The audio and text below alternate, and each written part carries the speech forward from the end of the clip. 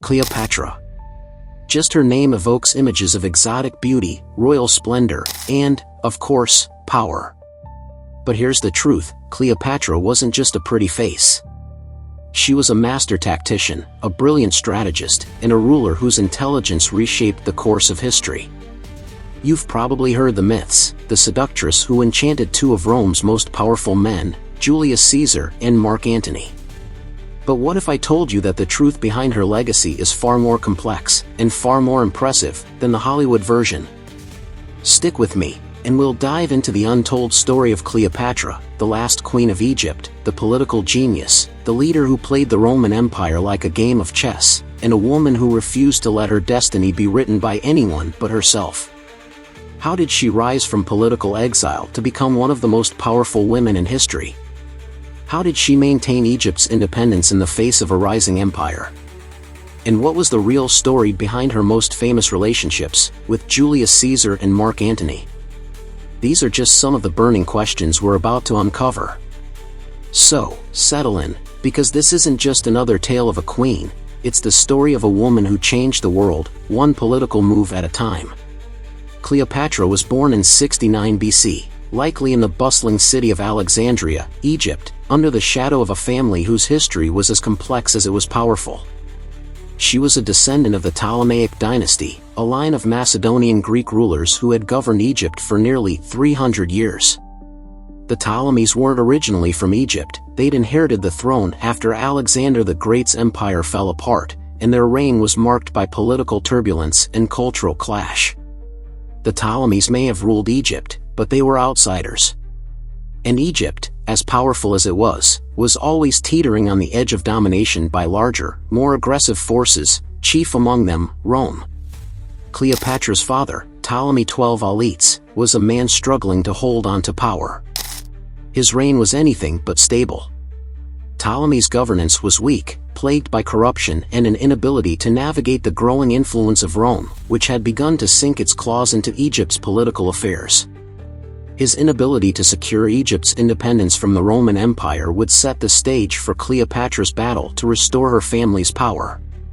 Born into this environment of chaos and uncertainty, Cleopatra had to learn quickly. As one of 6 children, she was raised not just as a royal but as a survivor in a palace where betrayal was as common as opulence.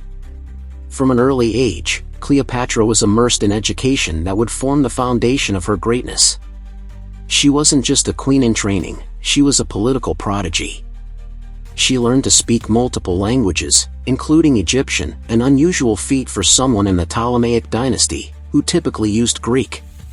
She wasn't content with just political theory either, she immersed herself in Greek philosophy, mathematics, and the sciences. Every lesson was designed to sharpen her mind and prepare her for the monumental challenges she would one day face as Egypt's ruler. But even as she honed her intellect, the world around her was anything but stable. Her father's reign collapsed under the weight of rebellion and Roman pressure.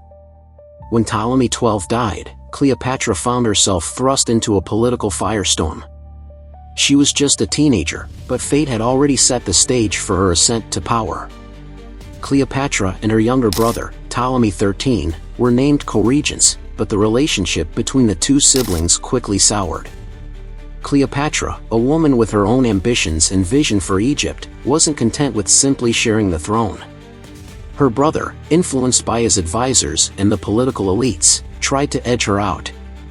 Power struggles within the royal family led to a dangerous internal conflict, and Cleopatra, now in her early 20s, was exiled from the palace. It was a cruel betrayal that would have broken many, but for Cleopatra, it was the beginning of a calculated return to power. Cleopatra's exile wasn't just a royal inconvenience, it was a devastating blow that pushed her to the very edge. Her younger brother, Ptolemy XIII, had been declared co-regent, but it wasn't long before he seized full control of the throne, backed by a powerful group of eunuchs who managed the royal court. Cleopatra, now pushed out of the palace and into the streets, was forced to watch as her family, and her legacy, began to unravel. It wasn't just the loss of her throne that stung, it was the betrayal from her own blood, the very people who should have supported her. But Cleopatra wasn't a woman to be underestimated. She wasn't going to let her fate be decided by political manipulation or the scheming of her enemies. So, while Ptolemy XIII solidified his rule, Cleopatra began making moves behind the scenes. The Ptolemaic court was fractured, with power struggles erupting within her own family. Cleopatra had the backing of the people, but that wasn't enough in a world where Rome's influence was growing ever stronger. It became clear that she needed help from someone whose power far exceeded her own. She needed Rome, and Rome's most powerful general, Julius Caesar. It was 48 BC when Caesar arrived in Alexandria, pursuing Pompey in his quest to crush his rival. But Cleopatra saw an opportunity to not just regain her throne, but to shift the balance of power in her favor. Knowing that Caesar had the influence to change everything, she orchestrated a dramatic and almost cinematic meeting. Cleopatra had herself smuggled into Caesar's presence, wrapped inside a carpet, or, in some versions, a sack. Imagine that, a queen reduced to nothing more than a package, yet the world she was about to re-enter was anything but small. This wasn't just a meeting between two powerful individuals, it was the beginning of an alliance that would shift the course of history. Their first encounter was the stuff of legend.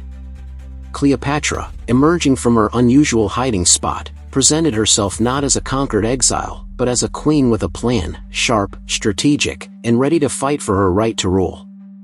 Caesar, no stranger to powerful women, was taken aback by her boldness. But it was more than her courage that caught his attention, it was her intellect. Cleopatra didn't just beg for his support, she bargained for it. She played the role of a shrewd politician, and Caesar, ever the strategist, saw the value in a partnership with such a skilled ruler. Over the next few weeks, Cleopatra and Caesar worked closely together, maneuvering through the complex political landscape of Egypt. With Caesar's backing, Cleopatra was able to reclaim her throne. But it wasn't just a simple return to power. With Caesar's army at her back, she took control of Alexandria, and in the process, she solidified her position as queen, pushing Ptolemy XIII into a corner. The young king, who had once been her co-regent, found himself powerless against Caesar's might. But even with the throne back in her grasp, Cleopatra knew she needed more than just a military victory to secure her rule. She needed to secure Egypt's future, and that would require a stronger alliance, not just with Caesar, but with Rome itself.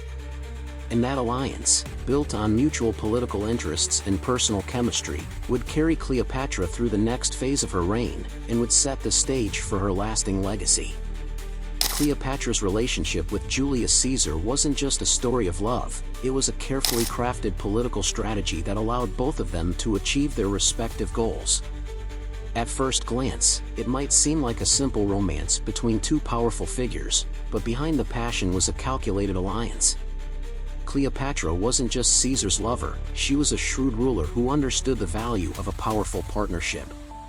And Caesar, ever the political mastermind, recognized that aligning with Cleopatra wasn't just about securing her throne, it was about gaining influence in the East and solidifying his own power. When Cleopatra arrived in Rome in 46 BC, it wasn't as a mere visitor, it was as a symbol of Caesar's triumph, a reminder of his far-reaching conquests. Caesar's support helped Cleopatra secure her position as Queen of Egypt once more, and in return, Cleopatra became a powerful ally in Caesar's campaign to extend Roman influence. Their union was a political statement, but it also became personal, as they spent more time together. Cleopatra's intelligence and ambition quickly won Caesar over, but it wasn't just her mind that captivated him, it was her ability to navigate the complex web of politics and power. By 47 BC, Cleopatra's influence had grown even more undeniable. She was not just Caesar's partner in the political sphere, but she was also expecting his child. In a move that would solidify their bond, Cleopatra gave birth to a son, Ptolemy XV, later known as Caesarion, in 47 BC. The birth of Caesarion was monumental, not just for Cleopatra, but for Rome as well. The child was seen as Caesar's heir, a living symbol of his conquests in Egypt and the lasting legacy of his relationship with Cleopatra. But this was a double-edged sword for Cleopatra. Her son's legitimacy was a powerful tool, but it also placed her squarely in the crosshairs of Rome's political landscape.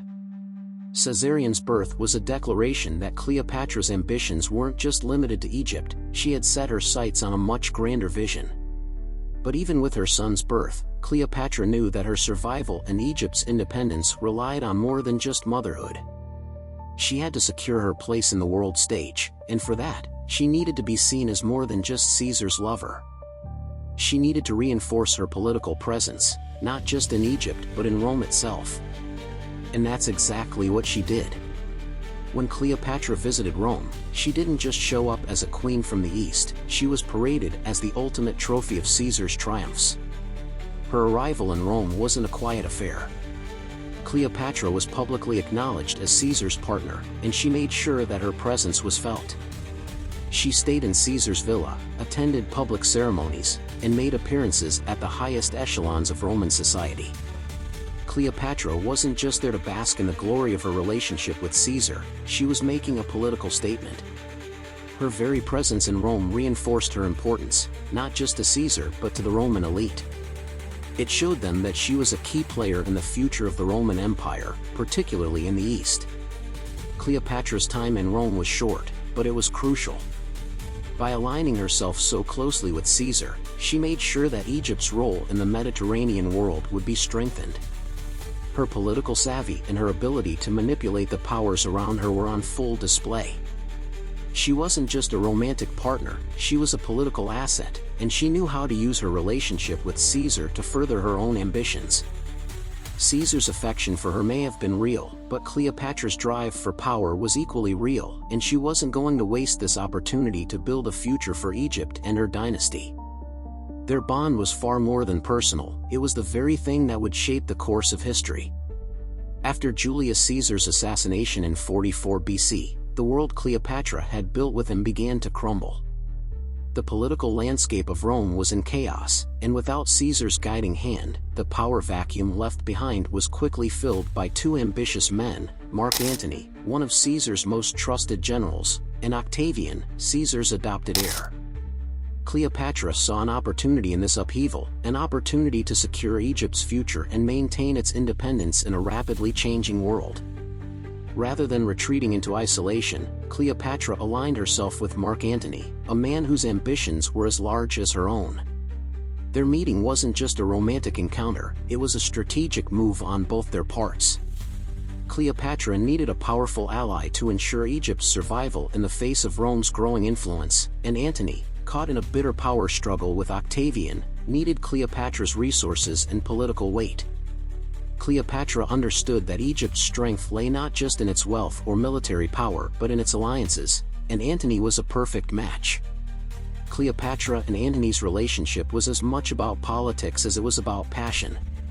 Their union solidified a powerful partnership, with Cleopatra offering Antony the support of Egypt, a resource-rich kingdom with strategic access to the Mediterranean. In return, Antony offered Cleopatra something invaluable, the influence and power of Rome. But this wasn't just an exchange of resources, it was a true political alliance. Antony, deeply embroiled in his struggles with Octavian, was drawn further into Cleopatra's web of intrigue and governance. She wasn't just a lover, she was a partner in every sense of the word. Cleopatra had always been a skilled tactician, and now, with Antony by her side, she had a Roman general to help her secure her place in history. By 40 BC, Cleopatra and Antony's bond had grown stronger, both politically and personally. In a move that would further cement their alliance, they had twins, Alexander Helios and Cleopatra Selene. The birth of their children was more than just a personal event, it was a political statement. Cleopatra was not only securing her dynasty but also signaling to the world that her power, and by extension Egypt's power, would continue for generations. Alexander and Cleopatra Selene were the living symbols of the alliance between Egypt and Rome, heirs to a vision of joint rule over vast territories.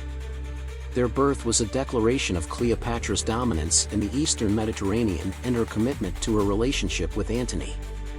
But the stakes were higher than just their children. Cleopatra and Antony weren't simply co-ruling Egypt, they were extending their influence across the eastern Mediterranean. Antony, while dealing with Octavian in the west, found himself with his hands full of responsibilities from the east. His territories stretched far beyond Rome's traditional borders, and his alliance with Cleopatra gave him leverage that he could use to secure his position in Rome's ongoing civil wars. Cleopatra's support allowed him to maintain his authority in the east, and Antony's military strength gave Cleopatra a secure foundation to continue ruling Egypt without fear of Roman interference. The partnership between Cleopatra and Antony marked a significant shift in the balance of power. Cleopatra wasn't just a figurehead or a puppet ruler, she was an equal partner in this grand political experiment. Together, they formed a formidable force that threatened to challenge Octavian's ambitions for absolute control over the Roman Empire. Their combined influence over Egypt and the eastern Mediterranean posed a direct challenge to Octavian, who saw their union as a direct threat to his own power. As Cleopatra and Antony solidified their rule, their enemies began to circle, knowing that the alliance between the two would be the key to determining the future of both Egypt and Rome. Their shared rule, however, would not be without consequence. Cleopatra's involvement in Antony's military and political affairs created tensions back in Rome. Antony's Roman rivals began to see his ties with Cleopatra as a betrayal, an affair that linked him too closely to Egypt, a rival power. The growing resentment towards Antony's relationship with Cleopatra fueled a propaganda war led by Octavian, who depicted their union as a threat to the very heart of Roman identity. In Rome, Cleopatra's image began to shift from a powerful queen to a dangerous foreign influence that sought to control one of Rome's most prominent generals. But for Cleopatra, the alliance with Antony was her best chance to preserve Egypt's independence. She was determined to keep her kingdom free from the ever-expanding Roman Empire, and her bond with Antony was a clear statement of that resolve. But as the years went on, the political tides began to turn against them. The more Antony relied on Cleopatra's support, the more Octavian capitalized on the perception that Antony had become a puppet of the Egyptian queen. The more Octavian pushed, the harder it became for Cleopatra and Antony to maintain their grip on power. The birth of their children, their joint rule, and the territories they controlled were a significant moment in their shared history. But as Rome's civil war raged on, it became clear that this powerful alliance was destined for a dramatic and destructive clash. The stage was set for a battle of wills, and in the end, only one force would prevail. Cleopatra and Antony had made their move, but the question remained, would it be enough to tip the scales in their favor? The tension between Antony and Octavian had been building for years, but it was never more palpable than after Caesar's death. Octavian, Caesar's adopted son and heir, was determined to consolidate his power, and he saw Antony's growing alliance with Cleopatra as a direct threat to his authority in Rome.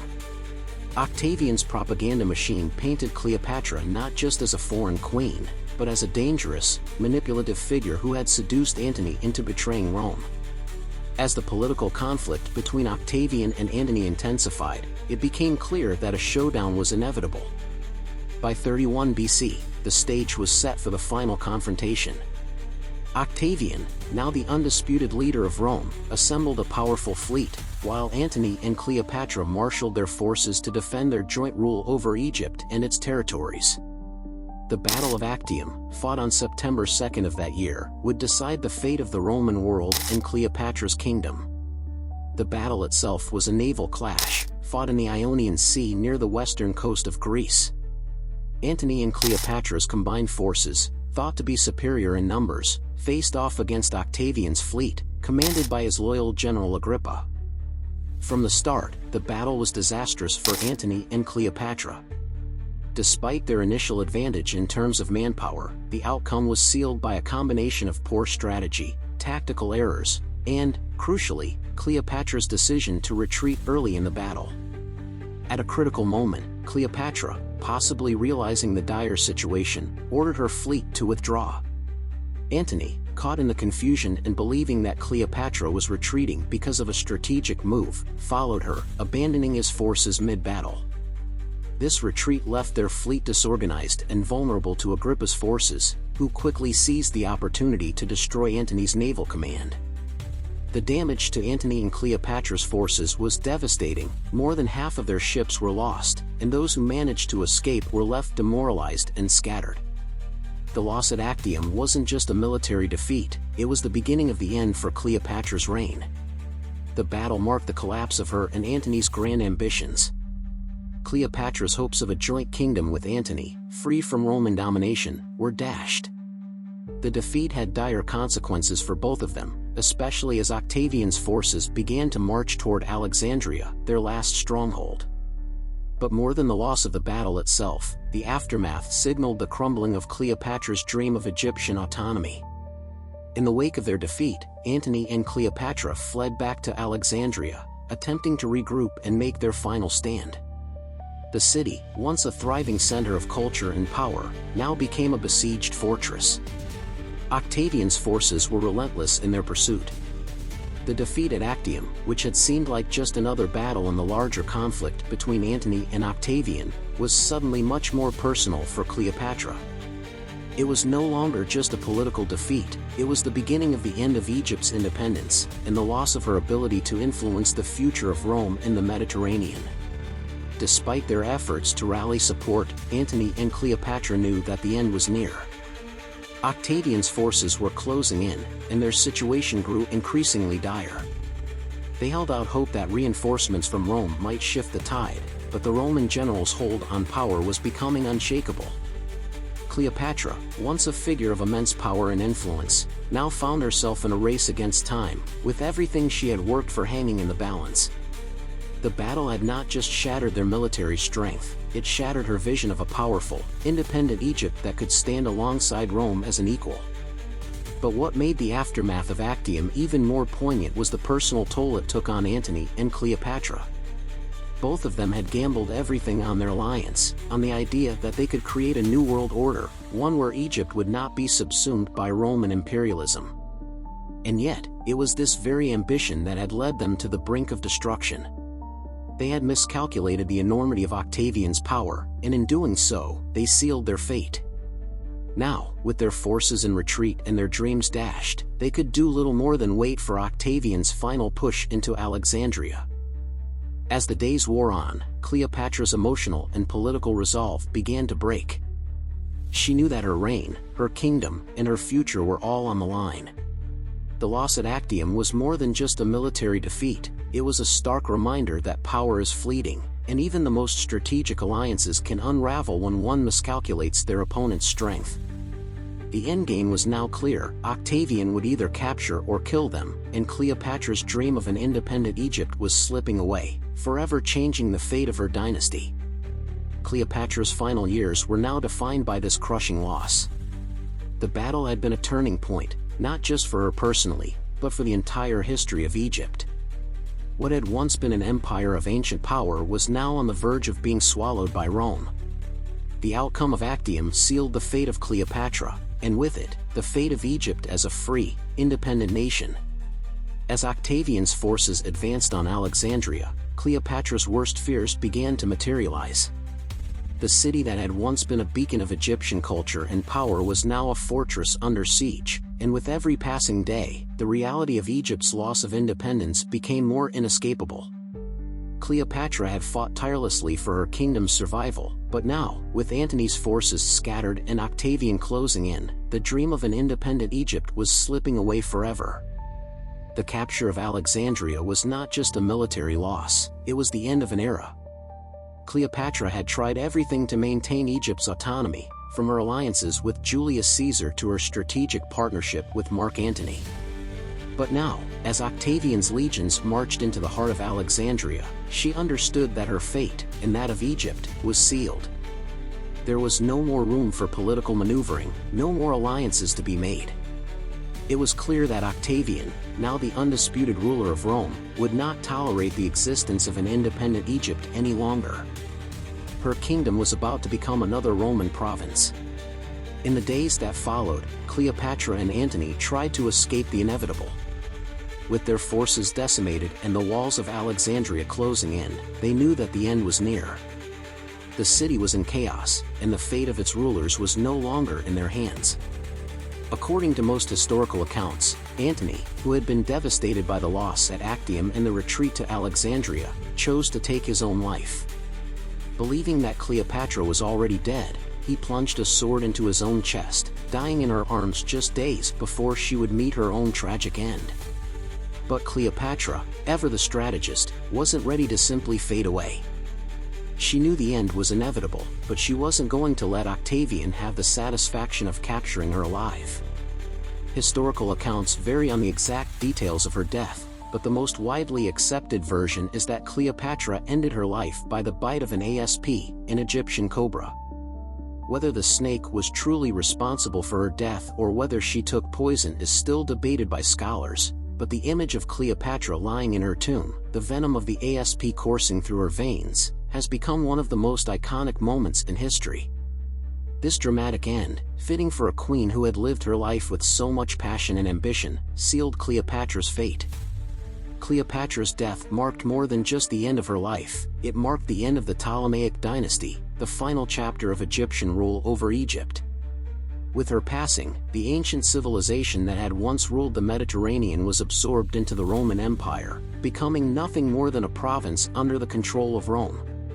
Octavian, now the undisputed ruler of the Roman world, took the title of Augustus, and Egypt, the cradle of one of the world's oldest and most powerful civilizations, became another jewel in the Roman crown. The fall of Cleopatra and the annexation of Egypt signified the rise of Roman imperial power in the East. The once great kingdom of Egypt, which had stood for centuries as a symbol of independence, culture, and wealth, was now a mere province in the vast Roman Empire. Cleopatra's death not only marked the end of the Ptolemaic dynasty but also the end of the last great challenge to Roman dominance in the Mediterranean. Egypt, once so vital to Rome's food supply and economic wealth, was now firmly under Roman control. For Cleopatra, the end of her reign was a tragic conclusion to a life that had been as dramatic as it had been politically brilliant. Despite her downfall, she remains a symbol of power, intelligence, and resilience. Her life and death would forever be intertwined with the history of Egypt, Rome, and the ancient world, a world in which a woman, a queen, had once stood at the crossroads of empires and fought fiercely for the survival of her kingdom. The end of Cleopatra was not just a personal tragedy but the final moment in a world that had seen Egypt rise to greatness and fall to Rome's unrelenting march of conquest. Cleopatra's legacy, though marked by the dramatic and tragic end of her reign, extended far beyond her death. Her impact on Egyptian culture and politics was profound, and even as her kingdom was absorbed into the Roman Empire, her influence lived on. Cleopatra was one of the last great pharaohs of Egypt, and her reign represented the closing chapter of a civilization that had spanned over 3 millennia. The Ptolemaic dynasty, with Cleopatra as its final ruler, had seen Egypt reach its peak of cultural, economic, and military prowess. Yet, in the end, Cleopatra's political savvy and strategic alliances could not prevent the tide of Roman expansion from swallowing her kingdom whole. Despite this, Cleopatra's death symbolized more than just the fall of Egypt, it marked a unique blending of cultures, as Greek and Egyptian traditions merged under Roman rule. Cleopatra had long sought to merge the best aspects of both her Macedonian Greek heritage and Egypt's ancient customs. She was a living embodiment of this fusion, a queen who ruled Egypt with a knowledge of both the Greek world and the Egyptian traditions that had defined her people for centuries. Her reign was characterized by an intricate balance of Greek and Egyptian influences, particularly in her religious portrayal as the goddess Isis, which solidified her position as both a political leader and a divine figure in the eyes of her subjects. Her policies, particularly in the arts, architecture, and religion, were aimed at maintaining Egypt's distinct identity within the broader Hellenistic world. She continued the tradition of Alexandria as a hub of learning and culture, ensuring that Egypt remained a center of intellectual life, even as its political sovereignty was eroded. In the years following her death, Egypt may have lost its independence, but the fusion of Greek, Egyptian, and Roman cultures continued to shape the region, and Cleopatra's vision of a powerful, culturally rich Egypt would persist in the minds of her people and the world for generations. As the centuries passed, Cleopatra's legacy became something far larger than just the Queen of Egypt. It became entangled in myth and legend, often overshadowing the more nuanced and complex reality of her reign. Her romantic entanglements with Julius Caesar and Mark Antony became the focal point of many accounts of her life, and for centuries, these relationships dominated the way she was remembered in popular imagination. To the Romans, Cleopatra was the seductress who had caused Rome's greatest general, Julius Caesar, and its leading military commander, Mark Antony, to betray their country for her love. This portrayal, of course, was largely shaped by Roman propaganda. The rise of Augustus, formerly Octavian, who had defeated both Antony and Cleopatra, left little room for an objective account of her life. For Rome, Cleopatra had to be portrayed as a threat, a dangerous foreign queen who used her charm to manipulate two of Rome's most powerful men. By casting Cleopatra in this light, Augustus sought to undermine her power, diminish her political genius, and diminish her role in the downfall of Antony. This Roman image of Cleopatra as a seductress was further cemented by the works of writers like Plutarch and Cicero, whose accounts painted her as a manipulative figure who sought to control the men around her. For much of history, this image of Cleopatra prevailed. The queen was often seen as little more than a pawn in the romantic and political games of men, her intelligence and ambition relegated to the background. However, in recent centuries, scholars and historians have begun to reassess Cleopatra's true legacy. She is now recognized not just as a lover of powerful men, but as a brilliant political strategist in her own right. Cleopatra was no mere seductress, she was a monarch who deftly navigated the treacherous waters of Roman politics, a woman who used her intellect, charm, and political alliances to keep Egypt's independence alive for as long as she could. Her political acumen is often highlighted in the way she managed to maintain Egypt's sovereignty for as long as she did, despite the constant pressure from Rome. She wasn't simply reacting to events around her, she was a master of the game, making calculated moves to ensure that Egypt had a voice on the world stage. She forged strategic alliances with the most powerful men of her time, but she also held her own, maintaining a level of autonomy that was remarkable for a woman in the ancient world. She was the ruler of a kingdom that stood at the crossroads of East and West, and she understood the importance of balancing these forces to ensure Egypt's survival. Today, Cleopatra's image has evolved into that of a strategic, intelligent, and politically astute queen who knew how to wield power in a world dominated by men. Her portrayal in modern media and scholarship no longer focuses solely on her love affairs. Instead, Cleopatra is recognized as a leader who fought for her people, a ruler who tried to keep her nation free, and a figure whose legacy continues to captivate and inspire. Cleopatra's place in history has been firmly cemented, and while her life may have ended in tragedy, her influence has endured. She continues to be a symbol of power, resilience, and intellect, a reminder that history is rarely as simple as the stories we are told. Cleopatra's true legacy is not just in the lovers she had or the empire she briefly held, but in her ability to navigate a tumultuous world and leave a lasting imprint on both the ancient and modern imagination. Her story, both myth and reality, continues to inspire scholars, artists, and storytellers alike, ensuring that Cleopatra's name will never fade into the past. Cleopatra's death in 30 BC marked the end of the Ptolemaic dynasty, a royal family that had ruled Egypt for nearly 300 years. Yet, the location of her tomb, one of the most elusive and captivating mysteries in history, has remained just out of reach. Despite centuries of speculation, research, and numerous attempts, no definitive discovery of Cleopatra's final resting place has been made. The quest to find her tomb has captivated historians, archaeologists, and scholars for generations, and the search continues to this day, fueled by the hope that one day her tomb will reveal its secrets. Ancient accounts, including those of Plutarch and others, suggest that Cleopatra was buried alongside her lover and political partner, Mark Antony, in a grand tomb near Alexandria. According to these sources, their final resting place was not just a burial, but a monument to the union of two powerful rulers who had tried, against all odds, to create a new order in the Mediterranean world. The tomb was believed to be situated somewhere near the royal palaces of Alexandria, a city that had once been the jewel of the ancient world. However, the exact location of their tomb has been lost to time. Over the centuries, the ruins of Alexandria have been submerged beneath the Mediterranean Sea, complicating efforts to pinpoint the site of Cleopatra's tomb. The shifting of the coastline, as well as centuries of natural disasters, looting, and the general erosion of time, have made it nearly impossible to locate with certainty.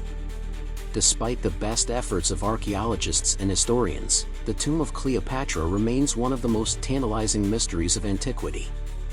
In recent years, though, there have been some glimmers of hope. Archaeologists have uncovered significant sites that may hold the key to locating Cleopatra's tomb. One of the most promising sites is the Temple of Taposiris Magna, located near Alexandria. Excavations in this area have revealed tombs, statues, and artifacts that bear resemblance to the Ptolemaic dynasty, fueling speculation that the site could be linked to Cleopatra and Antony. In 2009, renowned Egyptian archaeologist Dr. Zahi Hawass led an excavation at the Temple of Taposiris Magna. The team uncovered a series of tombs, some of which contained inscriptions and statues that appeared to be associated with the Ptolemaic family. These findings were significant, as they suggested that the area could be a royal burial ground, potentially the site of Cleopatra's tomb. However, despite these discoveries, the tomb of Cleopatra has not been definitively identified. The search intensified in 2020 when further excavations at the site revealed additional important findings, including coins bearing Cleopatra's likeness. The discovery of these coins, which were struck during Cleopatra's reign, has heightened the possibility that the tomb of the last Ptolemaic queen of Egypt might indeed lie somewhere in the vicinity. These finds have renewed hopes that the long-lost tomb could eventually be uncovered, offering a wealth of insight into the life and reign of one of history's most iconic figures. However, the challenges in locating Cleopatra's tomb are immense. Much of ancient Alexandria lies beneath the modern city, and over millennia, the shifting of the Mediterranean coastline has submerged key landmarks and destroyed vital archaeological sites. The site of the royal palaces, where Cleopatra's tomb was believed to be, may lie beneath the sea, making it incredibly difficult to conduct excavations. Additionally, the centuries of looting and natural disasters have further complicated efforts to locate the tomb. Many ancient sites were ransacked for their treasures, and the passage of time has left the landscape unrecognizable. Despite these challenges, the search for Cleopatra's tomb is far from over. Advances in technology, such as ground-penetrating radar and underwater archaeology, offer hope for the future. These cutting-edge techniques may one day help archaeologists detect hidden tombs beneath the waters of Alexandria's ancient harbor or beneath the layers of the modern city. The hope is that these technologies will eventually allow for the discovery of Cleopatra's tomb, and in doing so, unlock secrets about her life, her reign, and the ancient world she ruled over. For scholars, the search for Cleopatra's tomb is not just about finding a burial site, it's about uncovering the final chapter of a fascinating and complex history. If Cleopatra's tomb is ever discovered, it would not only answer long-standing questions about her death but also offer crucial insights into her reign, her relationships with powerful men like Julius Caesar and Mark Antony, and her legacy as one of history's most influential and enigmatic rulers. While Cleopatra's final resting place may still be hidden beneath the sands and seas of Egypt, the search for her tomb remains one of the most exciting archaeological endeavors of our time. For now, historians and archaeologists continue their work, hoping that one day they will unlock the secrets of this ancient queen, and in doing so, illuminate the story of the last pharaoh of Egypt. Cleopatra's life is a reminder that history is not always as simple as it may seem. It's filled with contradictions, complexities, and choices that shape the world we know today. And it is these very contradictions that ensure that Cleopatra's story remains one of the most compelling in history. Thank you for watching. If you enjoyed this deep dive into the life of Cleopatra, don't forget to like the video and subscribe to the channel for more in-depth historical stories. Hit the bell icon so you never miss an update. We'll see you in the next one.